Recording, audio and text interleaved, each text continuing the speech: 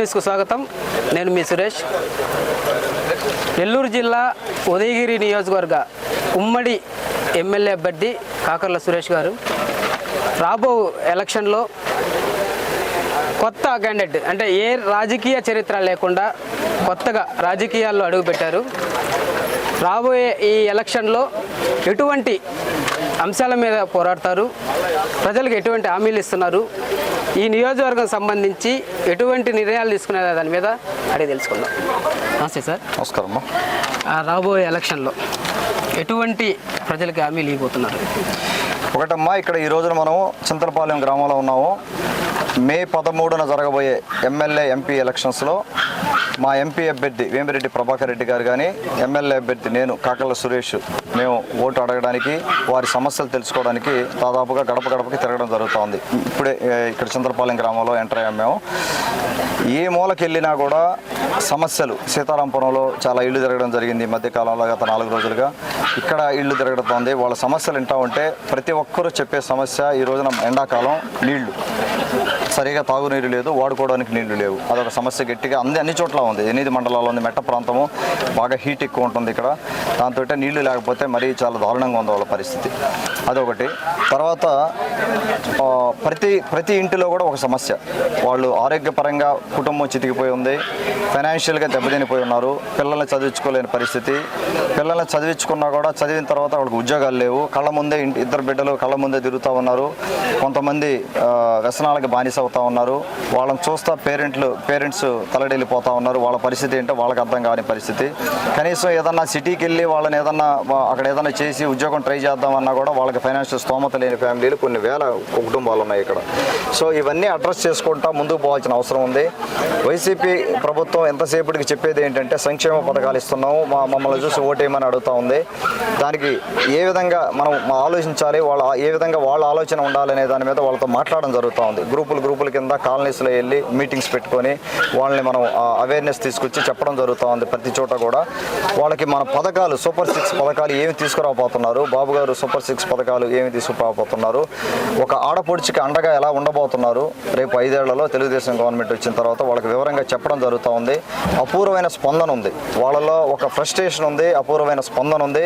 అందరూ రెడీగా ఉన్నారు వైసీపీ గవర్నమెంట్ని మూటగట్టి ఇంటికి పంపించడానికి. ఇక్కడ రాజగోపాల్ రెడ్డి గారు కూడా, నా ప్రత్యర్థి రాజగోపాల్ రెడ్డి గారు 1.5 year అయింది ఆయన ఇన్ఛార్జ్ వచ్చి.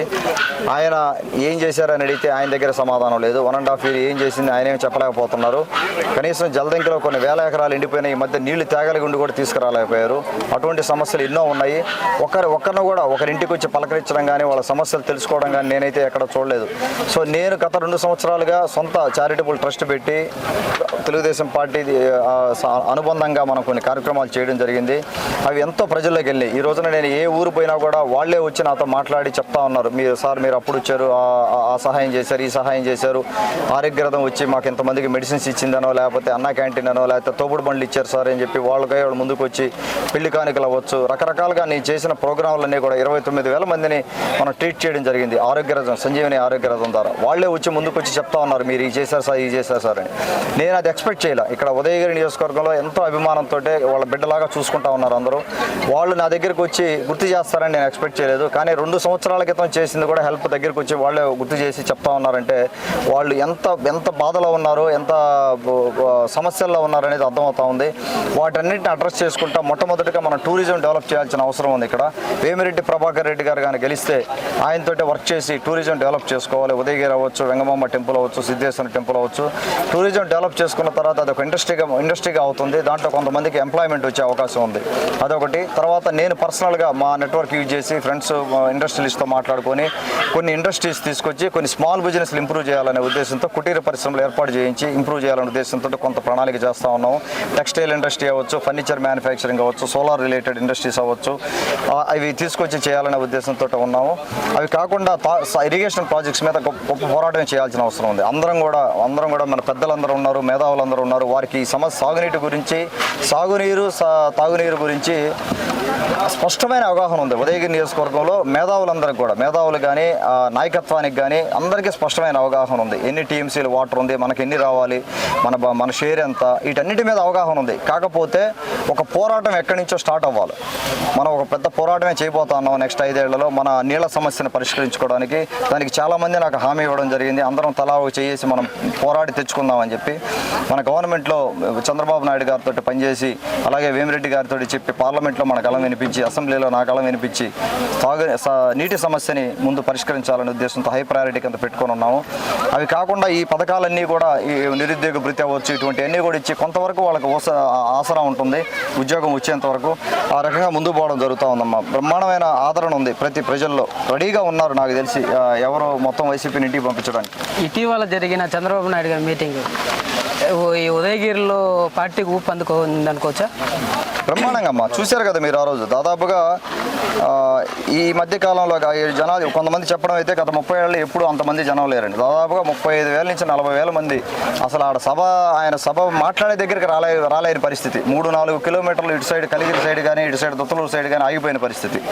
కొంత ట్రాఫిక్, ఆ రోజు ట్రాఫిక్ నియంత్రణ సరిగా లేక కొంతమంది రాలేకపోయారు. 35,000 నుంచి 40,000 మంది ఆయన ఆశీర్వదించడానికి, నన్ను కానీ వేమిరెడ్డి ప్రభాకర్ రెడ్డి కానీ ఆశీర్వదించడానికి వచ్చారు. ఎంతోమంది నాయకులు కానీ ఇక్కడ ఒక రకమైన ఫ్రస్ట్రేషన్లో ఉన్నారు. చూశారు దాదాపు 40 ఏళ్ళు, 70 సంవత్సరం నుంచి 75 ఏళ్ళు అయింది. ఎన్ని సంవత్సరాలు చూస్తారు? ఇంకా చూస్తూనే ఉన్నారు. ఇలాగే ఉంది. ప్రతి సంవత్సరం తాగునీరు గురించి మాట్లాడుకోవడం, నీళ్లు లేవు, ఇదే సమస్య. మరి ఎంతకాలం అనేది చూస్తున్నారు. ఒక రకమైన అందరూ కూడా ఫ్రస్ట్రేషన్లో ఉన్నారు. అన్ని వర్గాల ప్రజలు, ఒకరని అనట్లేదు.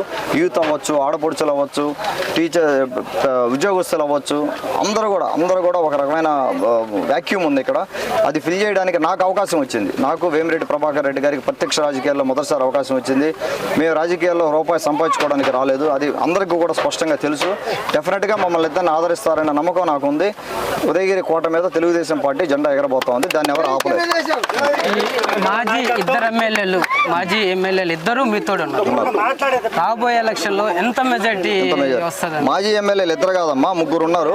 ఒకటి బొల్లేని రామారావు గారు, ఖమ్మం విజయరామరెడ్డి గారు, ప్రస్తుత ఎమ్మెల్యే 4 తూర్లు ఎమ్మెల్యేగా చేసి మేకపాటి చంద్రశేఖర్ రెడ్డి గారు, ఒంటేరు వేణుగోపాల్ రెడ్డి గారు, 4 ఎమ్మెల్యేలు ఉన్నారు.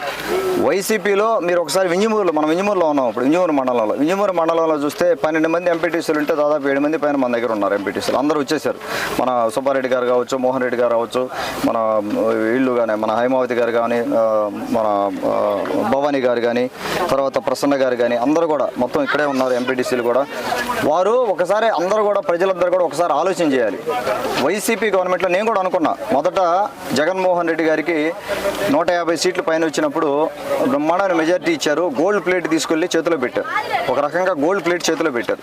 నేను మొదటి సంవత్సరం నేను కూడా అనుకున్నా, నేను అమెరికాలో ఉన్నప్పుడు మొదటి సంవత్సరం నేనేమనుకున్నానంటే బ్రహ్మాండంగా చేస్తాడేనా, యూత్ కదా, యంగ్, డెఫినెట్గా రాజశేఖర రెడ్డి గారి వారసత్వం ఉంది, ఆ ఇదిలో చేస్తారని 1 ఇయర్ నేను కూడా చాలా ఎక్స్పెక్ట్ చేశాను. సంవత్సరం రోజులు చూసాం. కానీ ఆ తర్వాత జరిగిందంతా చూస్తే మొత్తం డిస్ట్రక్షనే. ప్రజావేదిక కూల్చాల్సిన అవసరం లేదు. 9 కోట్లు ఖర్చు పెట్టి గవర్నమెంట్ నిధులతో కట్టింది. ప్రజావేదిక కూల్చాల్సిన అవసరం లేదు. దాన్ని వేరే విధంగా వాడుకోవచ్చు. కూల్చేశారు. దేవాలయం లాంటి మా తెలుగుదేశం పార్టీ కార్యాలయం మీద దాడి చేశారు. రాజధానిని 3 ముక్కలు ఆడారు. ఈ రోజుకి రాజధాని లేదు. రాజధాని మీది ఏది రాజధాని అంటే చెప్పే పరిస్థితి లేదు. రాజధాని అనేది దాని కాన్సెప్ట్ మారింది.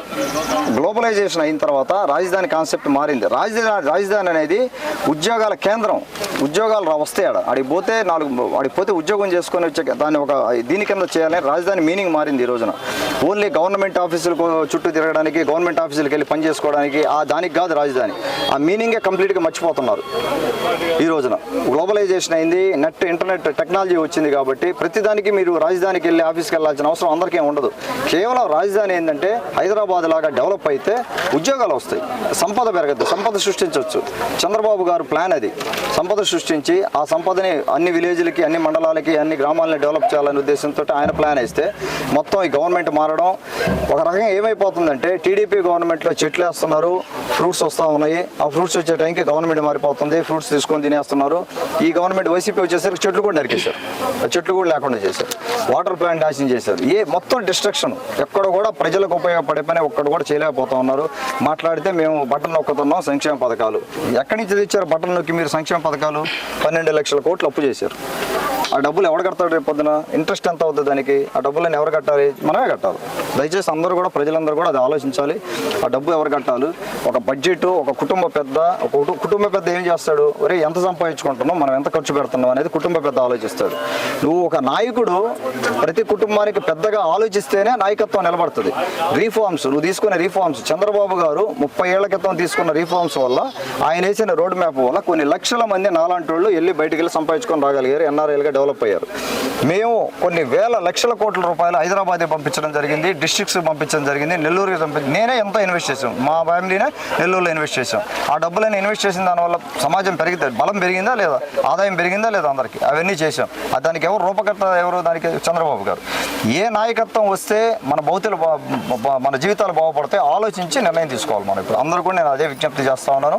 ఆ రకంగా రెడీ అయి ఉన్నారు, ఏం ఇబ్బంది లేదు, మొత్తం కట్టగట్టి పంపించేదానికి రెడీ అయిపోయారు. ఇంకెక్కడ ఎవరు ఉపేక్షించే పని లేదు.